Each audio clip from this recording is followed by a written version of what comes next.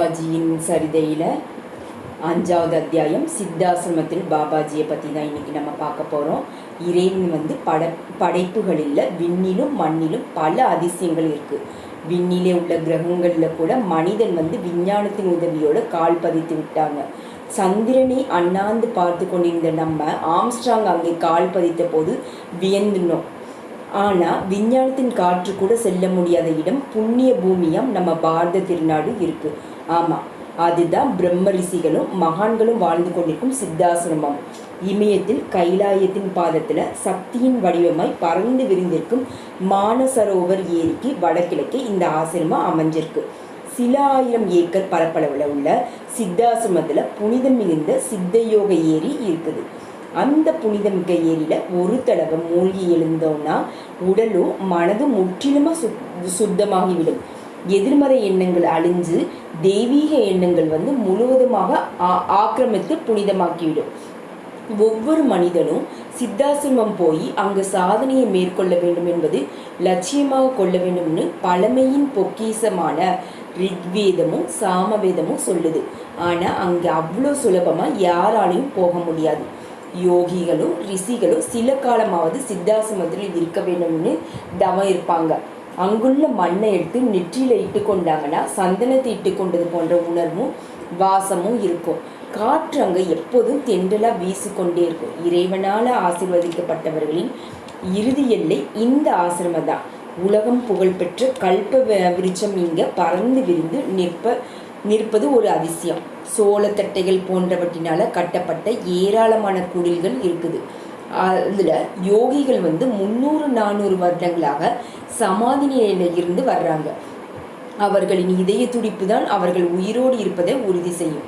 சில நேரங்களில் அவர்களது ஒளி வடிவம் தெரிவது கண்களை கூச வைக்கும் அற்புத காட்சியாக இருக்கும். காலத்தின் மாறுதல்கள் சித்தாசிரமத்தை கட்டுப்படுத்தாது. வருடம் முழுசும் அற்புதமான வசந்தமாய் இருக்கும். மழை பனித்துளிகளாய் விழுந்து குதிச்சு குதூகலப்படுத்தப்படும். வருடம் முழுவதும் எல்லா பூக்களும் பூக்கும். அதுவும் ஒவ்வொன்றும் நூற்றுக்கணக்கான விதத்தில் பூத்து குலுங்கும். பச்சை கம்பளம் விரித்தது போல புல்தர மரங்களில் ஆயிரக்கணக்கான பல்வேறு பலவகையில் காய்த்து தொங்கும். காலம் நேரம் வயதிற்கு அங்கே வேலையே இல்லை. சித்தாசிரமத்தை வழிநடத்த செல்வது யோகிராஜ் சுவாமி சச்சிதானந்தஜி. அவங்க பல ஆயிரம் வருடங்களாக வாழ்ந்து வரும் அவர் இன்றும் இளமையாகவே இருக்கிறார். இன்றும் இந்த ஆசிரமத்தில் வசிஷ்ட முனிவர், விஸ்வாமித்திரர், பீஸ்மர், பாபாஜி, ஆதிசங்கரர் போன்ற மகான்கள் ஸ்தூல உடம்புடன் வாழ்ந்து கொண்டு யாகங்கள் செய்து வர்றாங்க. 1000 யோகிகள் ஒரு இருவருக்கு மட்டும்தான் அங்கு செல்லும் பாக்கியம் கிடைக்கும். பாரத போரில் அம்பு படுக்கையில் உயிருக்கு போராடி கொண்டிருந்த பீஸ்மர் தன் கடைசி ஆசையாக கண்ணனிடம் கேட்டது என்ன தெரியுமா?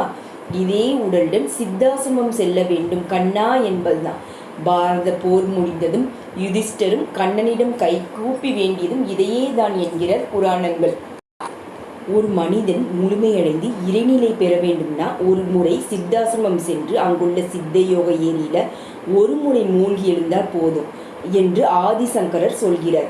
தேவலோக அப்சரர்கள் ரம்பா, ஊர்வசி, மேனகா போன்றவர்கள் இங்கு நடனமாடுவதை தங்களுக்கு கிடைக்கும் மிகப்பெரிய பாக்கியம் என கருதி நடனமாடுவார்கள்.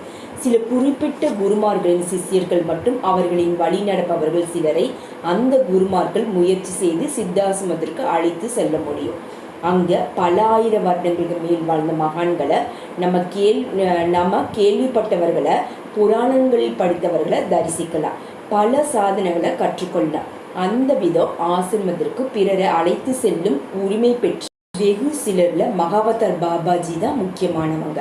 இந்த ஆசிரமத்திற்கு வேலி என்பது கிடையாது. ஆனால் சாதாரண மனிதர்கள் மட்டும் இல்லாமல் அனுமதி பெறாமல் எந்த ஒரு ஞானியாலும் கூட உள்ளே செல்ல முடியாது. செயற்கைக்கோள்களால் பூமியில் இருக்கும் சிறு இடத்துல நடைபெறுவதை கூட கண்டுபிடித்துவிடும் விஞ்ஞானத்தால் இந்த ஆசிரமத்தில் உள்ளவர்களையோ கண்டுபிடிக்க முடியவும் முடியாது. காலத்தின் நாகரிகம் ஆறுதல் கருதி ஆசிரம பிரம்ம ரிஷிகள் உலகில் உள்ள சிலரை மட்டும் சில மணி நேரங்களுக்கு அழைத்து வந்து ஆசிரமத்தையும் அங்கு உள்ளவர்களையும் பார்க்க வைத்து இது கற்பனை உலகம் அல்ல, உண்மையானதுதான் என்று உலகிற்கு புரிய வைக்க எண்ணினாங்க. அதன்படி உன்னத மனநிலை கொண்ட சில விஞ்ஞானிகளையும் டாக்டர்களையும் சில வெளிநாட்டவரையும் அழைத்து வந்து காண்பிச்சாங்க. அதில் சந்திரனுக்கு அனுப்பிய விண்கலத்தை வடிவமைத்த விஞ்ஞானி சிராங் என்பவரும் ஒருவர். அந்த ஆசிரம இடம் காலத்திற்கு அப்பாற்பட்டது. இயற்கையின் அழகு இங்கே இருக்கிறது போல எங்குமே இல்லை. அது மட்டும் இல்லாமல் இங்குள்ள யோகிகள் பல நூறு வருடங்களாக யோக சாதனை செய்து வருவதால சாவு என்பதற்கான அறிகுறியே இங்கே இல்லை என்பதையும் ஆணித்தரமான உண்மை என்று நேரில் கண்ட அவங்க அனைவரும் ஒட்டுமொத்த கருத்தாக வெளியுலருக்கு தெரியப்படுத்தினாங்க. ஸ்ரீ லலிதாம்பிகையின் ஆளுமையில ஆசியில் இயங்கி வரும் சித்தாசிரமம் ஒரு பூலோக சொர்க்கம், வைகுண்ட செல்ல வேண்டும் என்று நம்ம விரும்புகிறோம். ஆனால் அங்குள்ளவங்க சித்தாசிரமம் வர வேணும்னு விரும்புகிறாங்க. புராணங்கள் படித்த ரிஷிகளும் மகான்களும் காலத்திற்கு அப்பாற்பட்ட ஞானிகளும் வாழ்ந்து கொண்டிருக்கும் அந்த புனித பூமியில் நம்ம எல்லாம் தடம் பதிக்க முடியுமா? அங்கே போய் யாராக இருந்தாலும் வெளியே வர முடியாது. உள்ளே போயிட்டோன்னா திரும்ப வெளியே வர முடியாது. ஆனால் மகாவதார் பாபாஜி போன்ற அவதார புருஷர்கள் ஒரு சிலர் மட்டும்தான் எப்போது வேண்டுமானாலும் வெளி உலகத்திற்கு வந்துவிட்டு திரும்ப ஆசிரமத்திற்கு செல்லும் உரிமை பெற்றவங்க. அப்படிப்பட்ட அவதார புருஷரும் காலங்களின் கணக்கிற்கு கட்டுப்படாத வருமான மகாவதார் பாபாஜியின் பாதங்களை பற்றுவோம். நமக்கும் அந்த பாக்கியம் கிடைப்பதற்கு வேண்டுவோம். அழுகின்ற குழந்தைக்கு அன்னை பால் கொடுப்பது போல கதறுகிற நமக்கும் பாபாஜி கருணை காட்டுவார் என்று நம்புவோம். அத்தியாயம் 5 நிறைவடைந்தது. வீடியோவை லைக் பண்ணுங்கள். இது வரைக்கும் நம்ம சேனலில் சப்ஸ்கிரைப் பண்ணலைன்னா மறக்காமல் சப்ஸ்கிரைப் பண்ணுங்கள். தேங்க்யூ ஸோ மச் ஃபார் வாட்சிங். God bless you all. Om Kriya Babaji நம ஓம்.